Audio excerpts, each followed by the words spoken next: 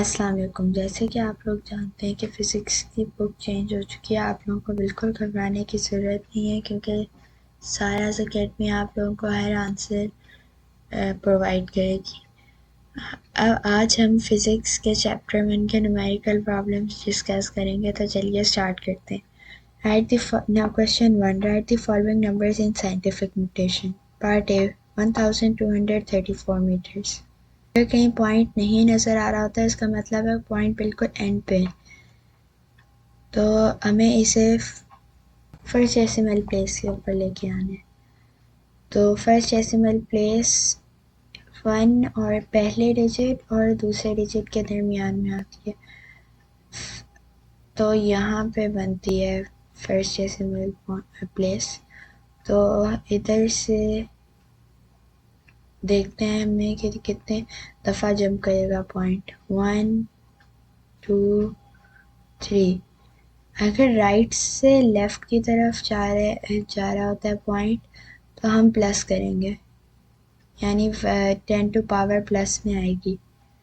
इधर 3 दफ़ा जंप किया था तो 1.23 टू 10 टू पावर 3 मीटर्स। अब पार्ट बी में 0.00023 सेकेंड्स। अब लेफ़्ट साइड से राइट की तरफ पॉइंट जाएगा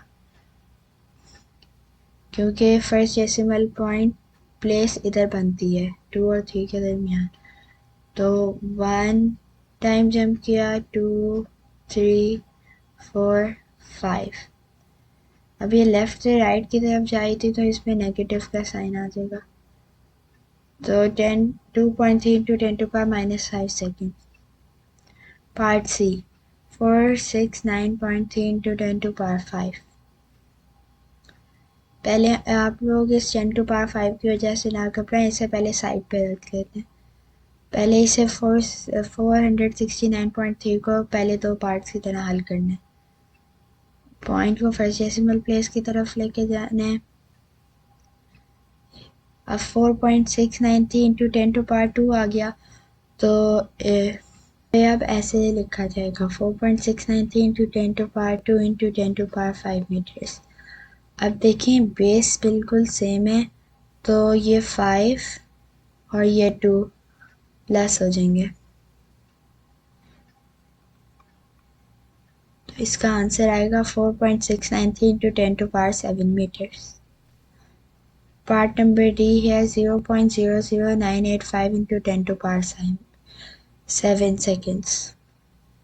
अब इधर से लेफ़्ट से राइट की तरफ डेसिमल पॉइंट चलेगा 1 2 3। ये बन जाए बेस सेम है तो 7 - 3 हो जाएगा। 9.85 into 10 to power 7 - 3, answer 9.85 into 10 to power 4 seconds आ जाएगा। मैं आप लोगों के लिए ये वीडियोस बहुत मेहनत से बनाती हूँ, तो आप लोग ये इस दूसरों के साथ शेयर किया करें ताकि उन लोगों का भी फ़ायदा हो सके। और अगर कोई गलती इसमें नज़र आ जाए तो प्लीज़ मुझे कमेंट्स सेक्शन के अंदर ज़रूर बताना। नेक्स्ट क्वेश्चन आता है, एक्सप्रेस फॉलोइंग मेजरमेंट इन प्रीफिक्स यूजिंग प्रीफिक्सेस। पार्ट है 27.5 इंटू 10 टू पावर -10 मीटर्स। इससे देखना है हमें कि 10 टू पावर -10 के साइन नैनो कहलाता है, तो हम इसे -9 में वैल्यू लेके जाने हैं। अब माइनस में जैसे जाते हैं तो लेफ़्ट साइड से राइट की तरफ डेसिमल पॉइंट मूव होता है, तो इस डेसिमल पॉइंट को मूव कर देंगे हम इधर, तो ये 275 इंटू 10 टू पावर -9 मीटर बन जाएगा। 1 इंटू 10 टू पावर -9 नैनो होता है, तो 275 नैनोमीटर्स का आंसर है। अगला पार्ट 0.00023 इंटू 10 टू पावर -2। अब लेफ़्ट से राइट की तरफ जाएंगे तो फिर माइनस में आएगा। 1 2 3 4। 2.3 into 10 to power -2 into 10 to power -4 आ जाएगा।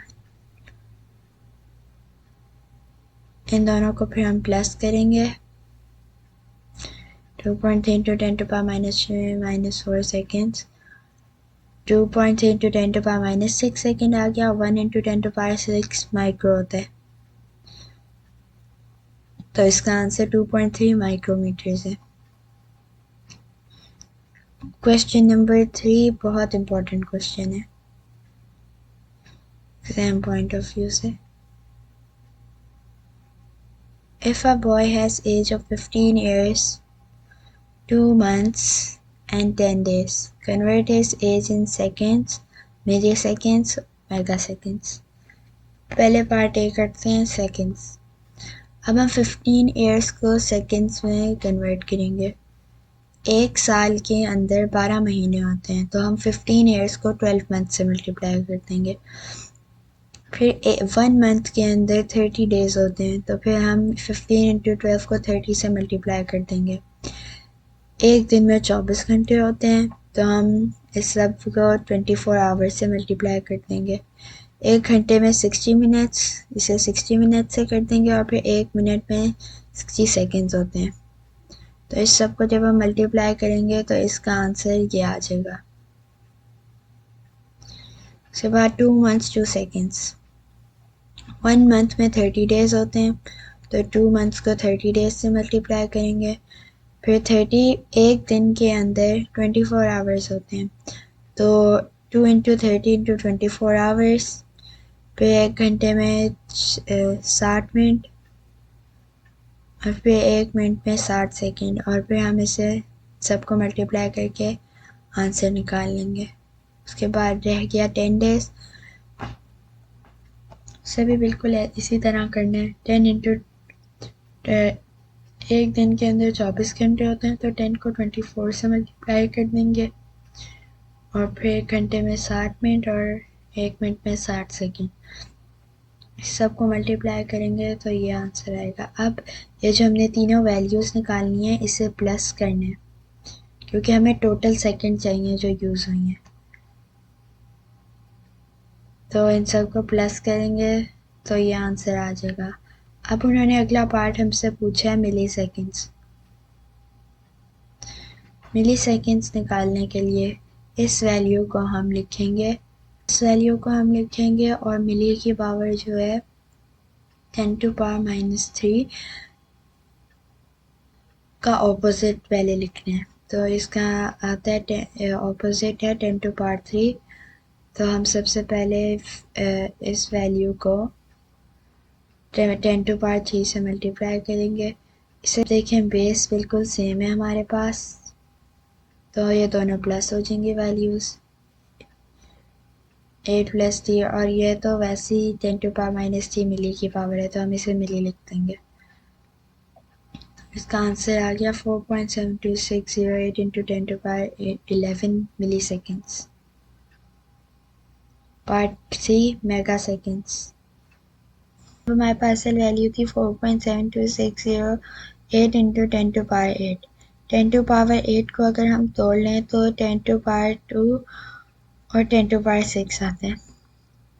10 टू पावर 6 तो मेगा की पावर आ गई हमें। अब ये जो 10 टू पावर 2 है, इसे हम ऐसे ही लिख लेंगे मेगा सेकेंड्स के साथ। उसके बाद हमने इस 2 को ख़त्म 10 टू पावर 2 को ख़त्म करना है, तो इसकी वैल्यू अगर हम इसे राइट साइड की तरफ लेके जाएं डेसिमल पॉइंट को, तो नेगेटिव पावर आएगी। तो हम 2 माइनस 2 हो गया, और 472.608 मेगा सेकेंड्स आंसर आ गया। अगला question number 4, how many kilometres are there in 25 micrometres. 25 micrometres लिखेंगे, और माइक्रो की पावर 10 टू पावर माइनस 6 है। 25 into 10 to power minus 6 into 10 to power minus 3 into 10 to power 3 metres लिख लेंगे। अब बेस सेम है इन दोनों की, तो ये दोनों प्लस हो जाएंगे, तो ये दोनों प्लस होंगे, तो इसका answer 25 into 10 to power minus 9 kilometre आ जाएगा। उसके बाद हमें इसे एक 1 डेसिमल पॉइंट प्लेस पे लेके जाना है, तो 1 डेसिमल पॉइंट इधर बनता है। 2.5 into 10 to power minus 9 plus 1 kilometre. उसका आंसर आ गया 2.5 into 10 to power minus 8 kilometres. Next question है what is pitch and least count of vernier calliper smallest division on main scale is 1 millimeter and total division on vernier scale are 20. Caliper के पास कोई pitch नहीं है तो हम लिख लेंगे vernier calliper has no pitch. उसके बाद लीस्ट काउंट निकालने के लिए smallest division on main scale divide by total division on vernier scale करेंगे। Smallest division on main scale हमारे पास 1 मिलीमीटर है और टोटल डिवीजन 20 है।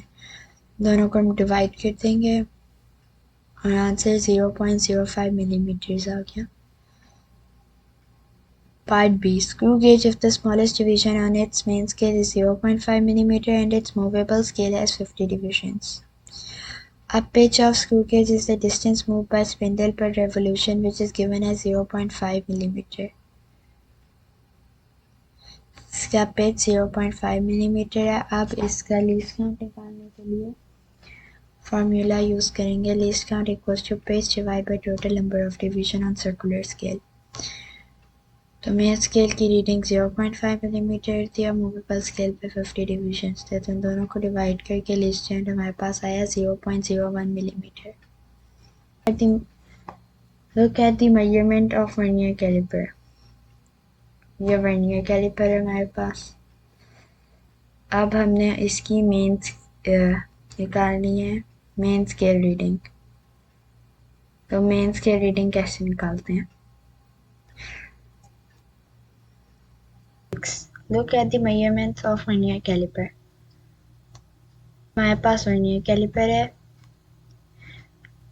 वर्नियर कैलिपर का ये मेन स्केल है और ये वर्नियर स्केल है। अब हमें क्या निकालना है? हमें निकालना है what is the main scale reading. Main scale reading को कैसे निकालते हैं?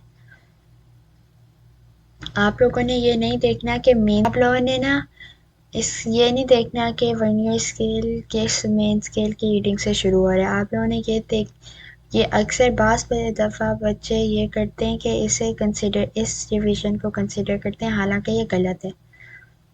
इसका फिर 2.3 बनने है, गलत आंसर है। हमें देखना है कि ज़ीरो मेन स्केल के किस डिवीजन पे आ रहा है। वर्नियर स्केल का 0 मेन स्केल के किस रीडिंग पे आ रहा है? इधर आ रहा है। तो ये बन जाएगी रीडिंग 2.1 2 3 4 5। तो ये 2.5 सेंटीमीटर है main scale reading. Part be what is it's coinciding division on vernier scale. अब वर्नियर स्केल इसे क्लियर कर लेते हैं पहले। ये वर्नियर स्केल है। अब कौन से वर्नियर स्केल की रीडिंग बिल्कुल मैच कर रही है मेन स्केल की रीडिंग से, कोइंसाइड कर रही है? तो ये है थर्ड रीडिंग। आप देखें बिल्कुल कोइंसाइड कर रही है मेन स्केल की रीडिंग से। तो ये हम लिख देंगे vernier scale reading 3 equals to 3। अब total reading on vernier calliper निकालनी है हमने। टोटल रीडिंग वर्नियर कैलिपर पे निकालने के लिए हम लिखेंगे total reading equals to main scale reading plus vernier scale reading into least count. हमारे पास मेन स्केल रीडिंग है 2.5, वर्नियर स्केल रीडिंग है 3 और लीस्ट काउंट हमें पता है 0.01 सेंटीमीटर्स होता है।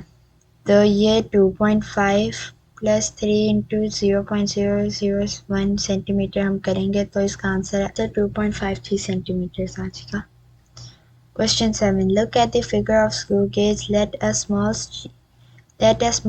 steel ball be placed between its thimble and end. Then, what is its main scale reading? अब हम देख लेते हैं स्क्रू गेज को। यह आ गया स्क्रू गेज की रीडिंग। अब ये मेन स्केल है और ये सर्कुलर स्केल है। तो ये सर्कुलर स्केल है। अब ये जो मेन स्केल हमारे पास है मेन स्केल रीडिंग है, ये देखें 1 2 3 4 5 6.5। देखिए हमें 7 नज़र तो नहीं ना आ रहा, अगर हमें नज़र आ रहा होता तो हम इसकी रीडिंग 7 ले लेते, लेकिन अभी इसकी रीडिंग 6.5 बनती है क्योंकि हमें 7 की लाइन नज़र नहीं आ रही। तो इसकी मेन स्केल रीडिंग होगी 6.5 मिलीमीटर्स। अब what is is coinciding division on circular scale? ये देखिए 45 के बाद ये 46 की जो रीडिंग है वो कोइंसाइड कर रही है मेन स्केल की रीडिंग से, तो हम 46 लिख देंगे सर्कुलर स्केल रीडिंग। अब पार्ट सी हमें निकालना है, calculate the total diameter of the ball. Total reading निकालने के लिए main scale reading plus circular scale reading into least count करेंगे। मेन स्केल रीडिंग 6.5 है, सर्कुलर स्केल रीडिंग 46 है और लीस्ट काउंट 0.01 है, तो हम इन्हें मल्टीप्लाई करेंगे और इसका आंसर 6.96 मिलीमीटर्स आता है। अगर आप लोगों को मेरी वीडियोस अच्छी लगती हैं तो लाइक शेयर और सब्सक्राइब करना मत भूलिएगा।